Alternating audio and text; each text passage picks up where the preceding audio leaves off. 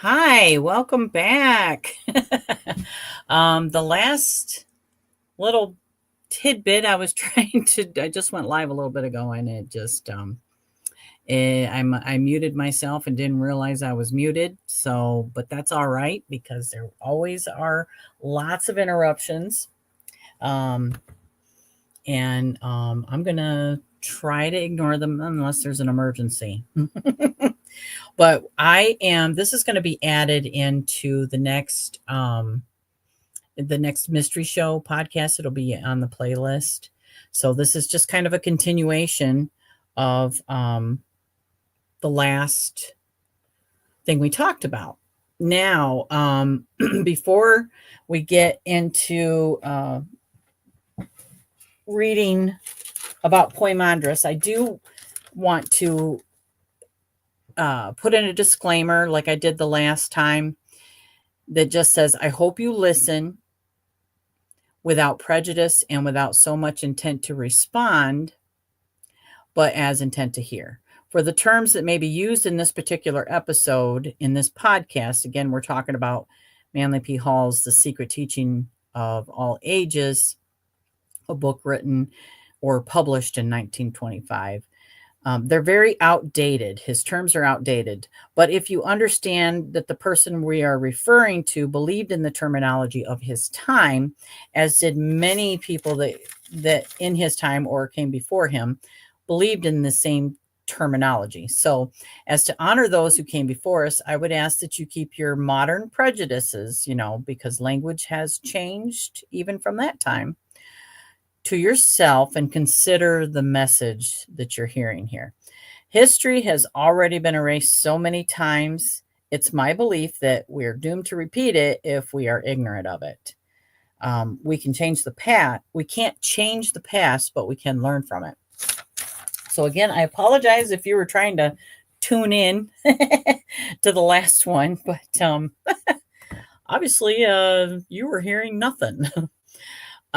So when I first opened up the book, The Secret Teachings of All Ages, it was definitely because I thought, this Manly P. Hall just talks about so many different things. Okay.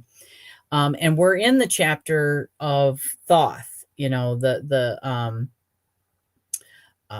Hermes Trismegistus. It's like about all the things about him. And it's really, in the scheme of this book, it's a short chapter. But, I feel like Thoth is many things. Thoth is, been equivalent to many other possible deities that you can think of. And I had a comment in one of my other ones, like not to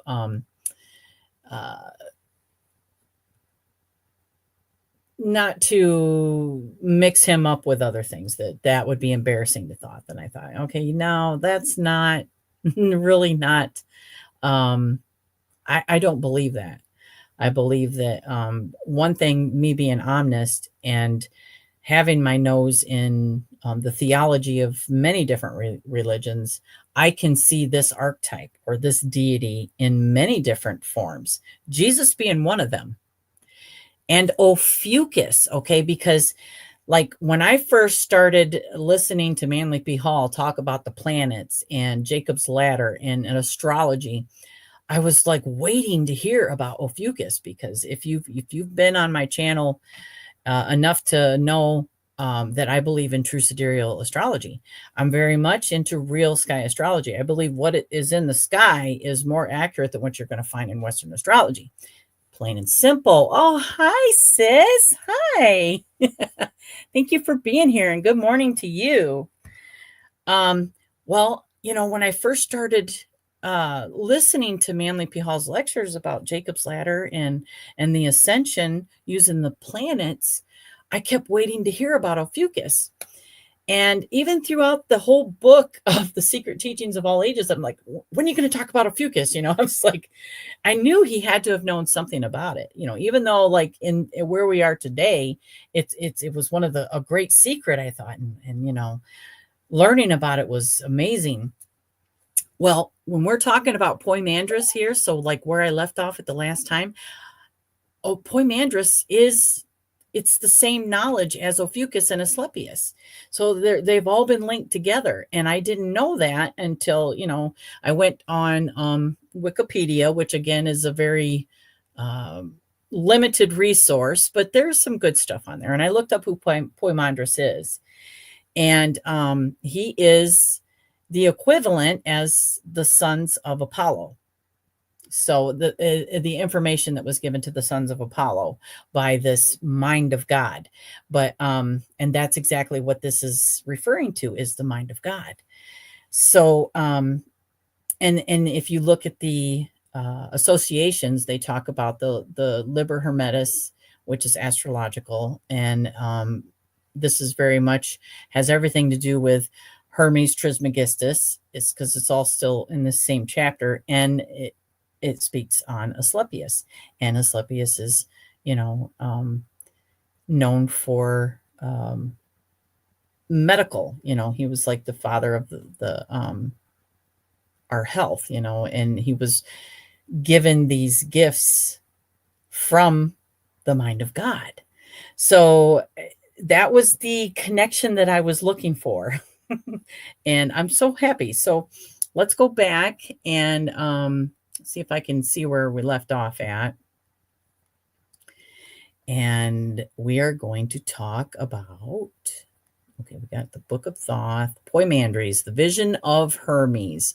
And to reiterate, Hermes comes across this big dragon, and the dragon is relaying about, pretty much who God is and why we're here. And I think I left off here. It is a big book, but he touches on so many different subjects. Like, I think he even talks about Rosicrucianism. And I'm sorry, I'm responding to my sister's comment. And yeah, it like the contents are ridiculous when it comes to all the things that he talks about. But he just dangles a carrot, you know what I mean, on each subject. And the first time I listened to it, sis, I was driving my car, and you know how I am with the audio. So I listened to this book. It was a long, many hours of being in the car driving that I actually got through it. And I didn't really, they say that information comes to you when you're ready. It was kind of like skimming over it. And again, like I said, I was like really waiting to hear about Ophiuchus. He just didn't touch on it. But now when I dig into who Poimandres is, this is Ophiuchus.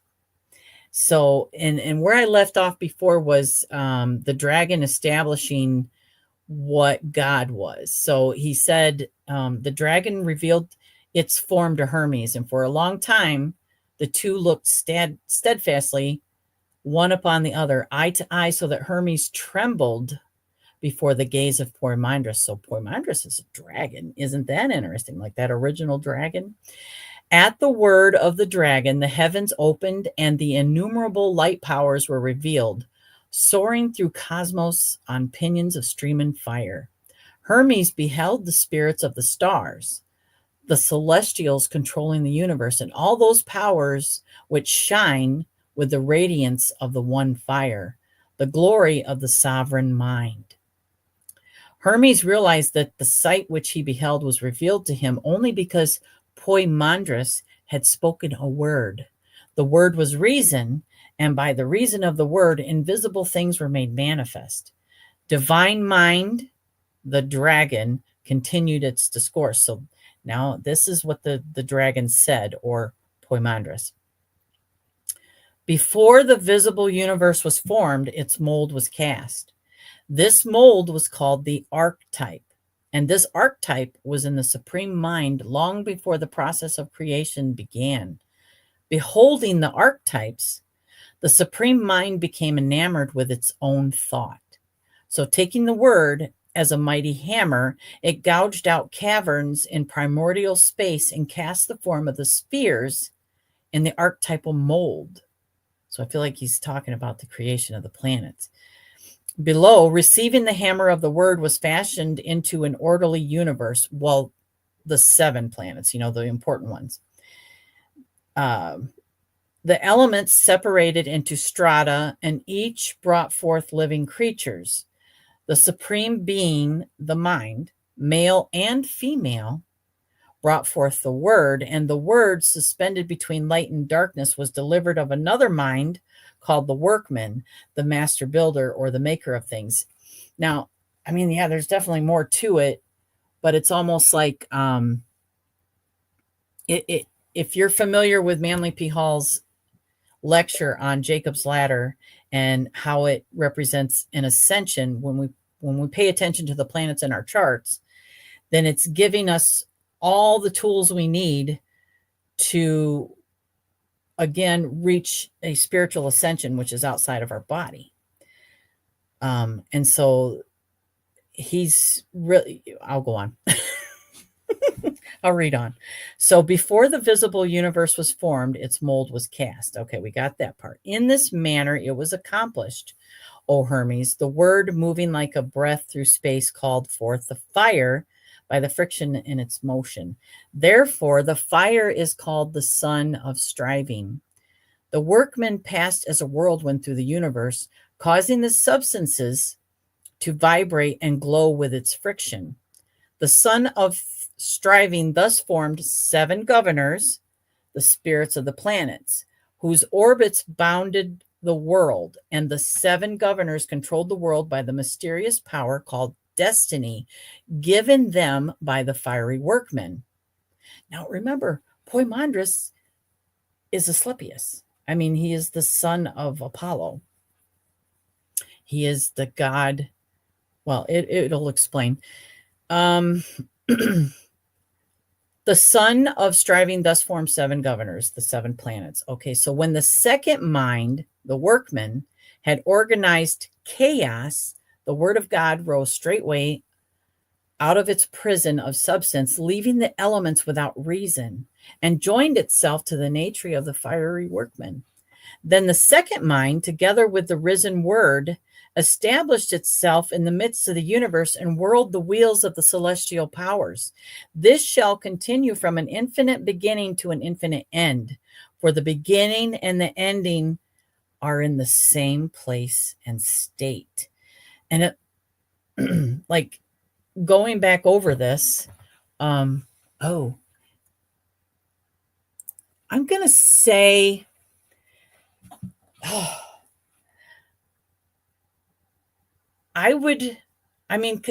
sis, it's almost like if you're ready to digest it, which for you, I think, you could go either way.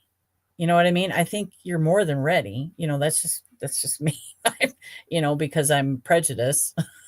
I know you.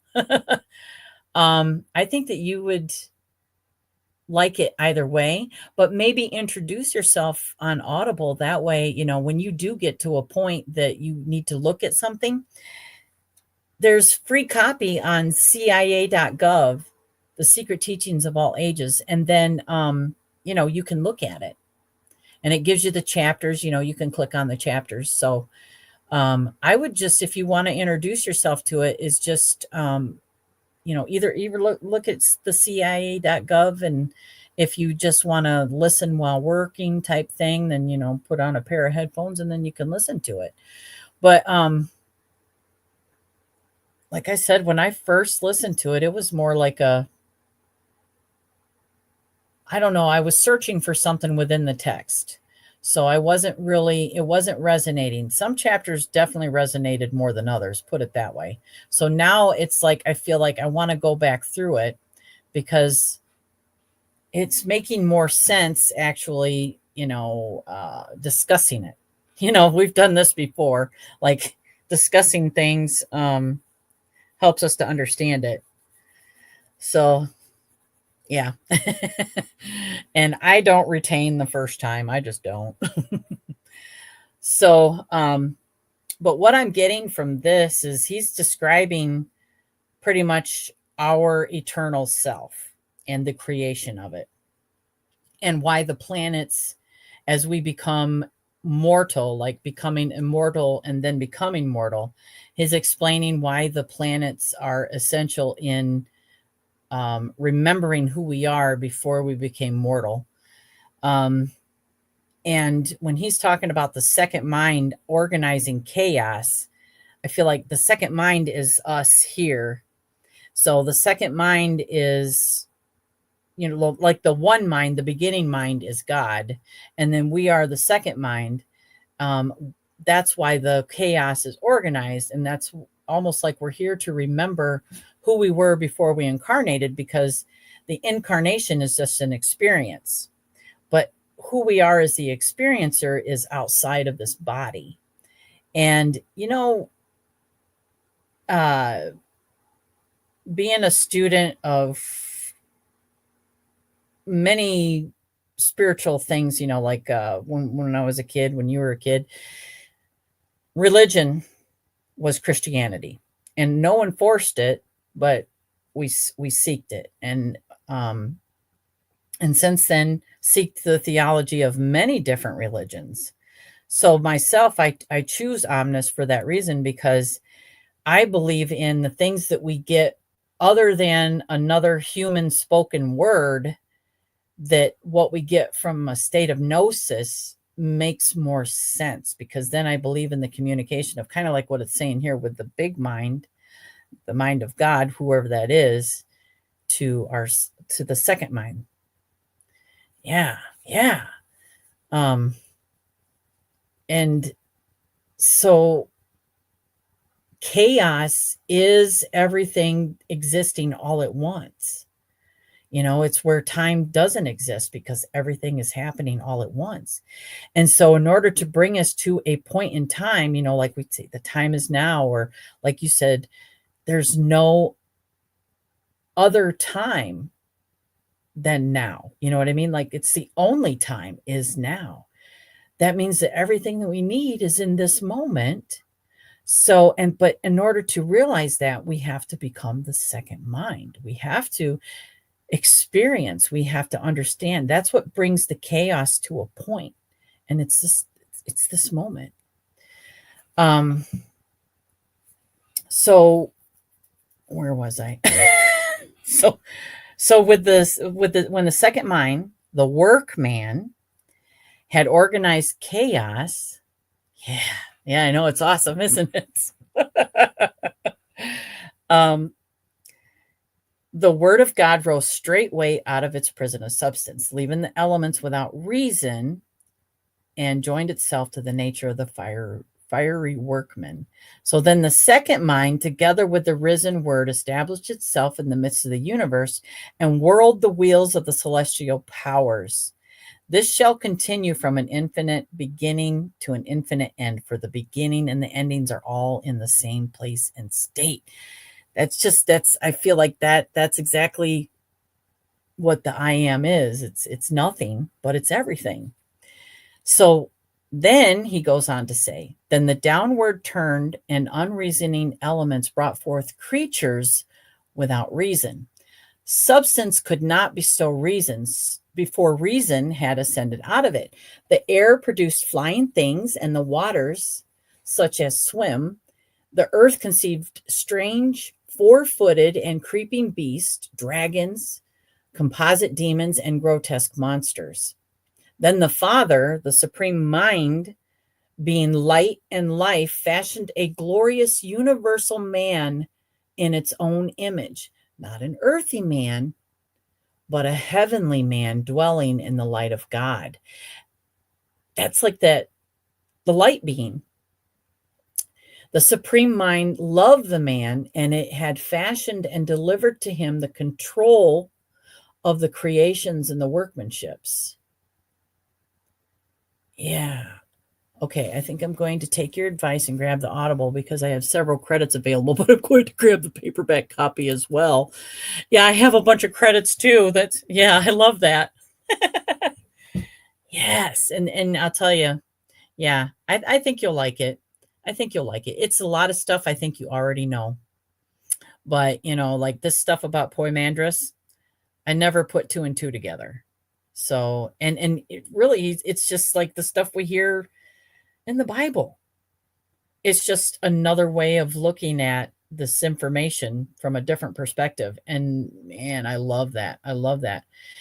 I will tell you that the more that you get into this story of Poimandres, it gets really like he digs into what's evil. And I do think that evil is it's in us. So I don't innately think of evil as specific. I think the evil is in intentions, and we all have them sometimes, you know. So I think, when he talks about evil stuff, I'm like, yeah, okay. But I mean, again, it's still, this is written by a man about a God. So, okay, so he goes on.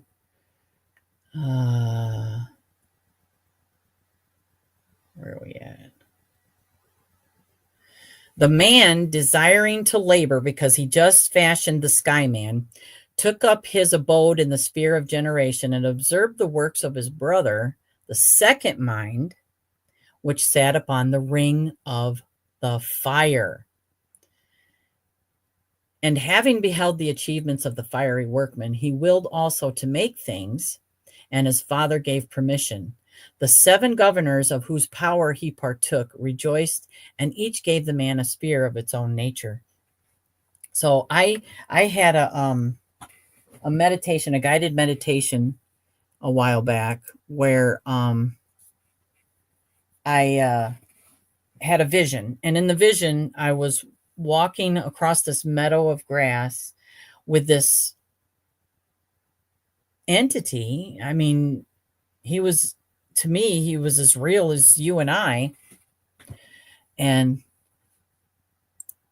yeah, it is weird that this character is the son of Apollo and Thoth is the son of Enki, according to Billy Carson. I associate Thoth, Asclepius, Imhotep. Yes. Yes, sis. Absolutely. I do too. And it's that archetype, right? And oh my goodness, yes. Yes. Yeah. So in this vision, this man, and he's like a giant, but he's not like a huge giant. He's probably a couple heads taller than I am, probably 7 feet tall. And he's a big shouldered man with long, grayish blonde hair, and he's bald on top. So he looks like a big troll kind of. And he's got animal fur, and he's walking on this grass meadow, and he turns to look at me, and he's not really saying anything. I think he's just looking at me to say, hey, are you behind me? Can you keep up or whatever? And then we get to we walk across this field of grass, and we're at the edge of this forest, and he turns around and he hands me this ring box, and inside the ring box is a ring of fire. And it, like, he doesn't really, maybe, because the guided meditation was, I didn't actually go under, but I had this vision. Hi, Debbie. Hi, thank you for being here. Rochelle asked if in this vision, if it was a watcher or a Nephilim, and I think it could have been, but I feel like it was definitely, he's a guide, And so this ring of fire's in this box, and he telepathically says, the time is now. And, after that, I woke up and I write everything down, and I not really wake up, you know what I'm saying? Because I wasn't truly asleep. But after I have the vision, I write it all down. And I'm like, the time is now, the time is now. So I'm putting it on everything, I'm putting it on my messenger bubble, and I put it on my spiritual blossom thingy. The time is now. And yeah. And oh, that's right. I forgot you're doing that, Debbie. So I'm probably gonna wrap this up because I definitely want to hear what you guys say about astrology. So in that, yes, absolutely. I'll be there. Oh, you think Jen forgot? Shame on Jen. She didn't forget. She didn't forget. So anyway, that was pretty much the end of that vision, but it's like now I'm hearing more things about the Ring of Fire, and I seriously thought that the eclipse had something to do with it. This was over a year ago. I was like, maybe the eclipse is about the Ring of Fire. And then I finally get what it just means. It just means that, we're in this eternal moment every moment, and when you said it the other day, sis, about, living in the now being the only moment, and then, like falling into this body out of that dream where everything was just chaos, everything makes sense. It's like there's nothing more important than now. There's just nothing any more important. It's like people that are searching even for a life's purpose. Everything that you need is right here and right now. And there's, and then coming across and really digging into this manuscript about, or the Poimandres, and he's talking to Hermes. Time is just a construct. All time is happening in this very moment. Yes. And if we got lost in that, we would be, it's almost like that's where the insanity comes in. You know what I mean? Like the people that cannot withhold or withstand their reality, because that information that we're taking in is just, it's timeless, Yeah, absolutely. I agree with that. I agree with that wholeheartedly. And third dimension, the matrix. Yeah. So we as the experiencer, it's like if we're having this experience, the reason is we're just having the experience, right? And cyclical. Yes. Yes. It's the wheel. It's the wheel. And when we think about, the planets, using the planets astrologically as an ascension, it's, we have to experience, because just like, like the birth chart says, it's the guide. You know what I mean? It's like somebody who has a stellium in Virgo, like myself, might not deal with the same situation or lessons as somebody who has a stellium in Gemini, or a even though it's Mercury, it's still thought versus, do. It's very much, it just depends on, and that guide is given to you, right? That guide is given to you. So the planets, where they are in your chart, is important for that, the lessons that you are set out to learn. And that's really all it is. It's like, and we create that shadow the first time somebody makes us feel bad. You know what I mean? Which he does go on to talk about the creation of the shadow, which is just mind blowing. So, let me see if I can get to it real quick. This is really okay. So, the 7 governors of whose power he partook rejoiced and gave the man a share of its own nature. The man longed to pierce the circumference of the circles and understand the mystery of him who sat upon the eternal fire. Having already all power, he stooped down and peeped through the 7 harmonies, and breaking through the strength of the circles, made himself manifest to nature stretched out below. The man, looking into the depths, smiled, for he beheld a shadow upon the earth, and a likeness mirrored in the waters, which shadow and likeness were a reflection of himself. The man fell in love with his own shadow and desired to descend into it. Coincident with the desire, the intelligent thing united itself with the unreasoning image or shape. So nature, beholding the descent, wrapped herself around the man whom she loved, and the two were mingled. For this reason, earthy man is composite.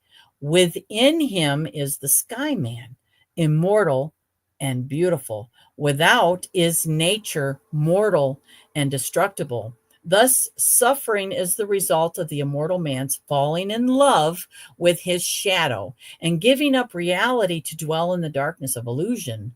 For being immortal, man has the power of the 7 governors, also the life, the light, and the word. But being mortal, he is controlled by the rings of the governors, fate or destiny.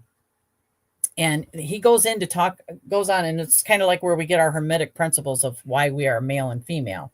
It's because the male and female exist outside the body, and we are both. But he's talking about the sky man is neither male nor female. Yes, yes, yes, absolutely, sis. um, and when we fall in love with our shadow again, which is created the first time somebody makes us feel bad, you know what I mean? It's like, because when we come into the world with no judgments, we know nothing. We have that the unconditional love that we have, whether you call it Holy Spirit or unconditional love. That is, it doesn't hold the judgment, which comes from the ego. It's the information that we're taking in, right? So the child looks at us with nothing but love because it does not have anything to judge us on. So the shadow then becomes formed as soon as it starts learning, it starts taking in information. And sometimes that information is feelings. You know what I mean? It's feelings that is created in a time or a moment where we feel unloved, or where somebody makes us feel like our voice doesn't matter. Anything that makes us feel bad about being here. Then the shadow comes out, and it's only natural because the shadow is what comes from the earthly self. It's that part of us that protects us, you know what I mean? And it comes from the ego. So it's like that. It's what the shadow is. So when we fall in love with that, you know what I mean? Then we lose touch of our immortal self, which is pretty much what he's saying here. I'm just like, yeah, that's it. That's it. So I'm gonna end this right here, because he does get into talking about, I think the major shadow is what we forget each time to incarnate. Yeah, kind of like, yeah, it's yes, it's not even generational trauma. It's imprinted in our DNA, which I think that might be why it's important to pay attention to the accuracies in our birth chart, that higher learning, so that we understand. Well, that's nice, Debbie. I appreciate that. I'm gonna come into your live here in a little bit. I'm getting ready to end this, so I appreciate that. So, yeah, knowing the birth chart, and I feel like that was absolutely why the ancients wanted us to know about the planets, because then we can associate whatever it is we've learned about the planets and have that marker as a code. You know what I mean? And our eternal self knew this.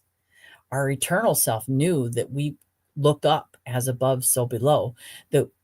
That's the code. It's the secret to learning, because we couldn't communicate any other way except for by looking up, Okay, so thank you. Thank you. You guys, thank you so much. And I will see you, Debbie, and I know I'll see you, sis, shortly. And I love you guys. I'll see you soon.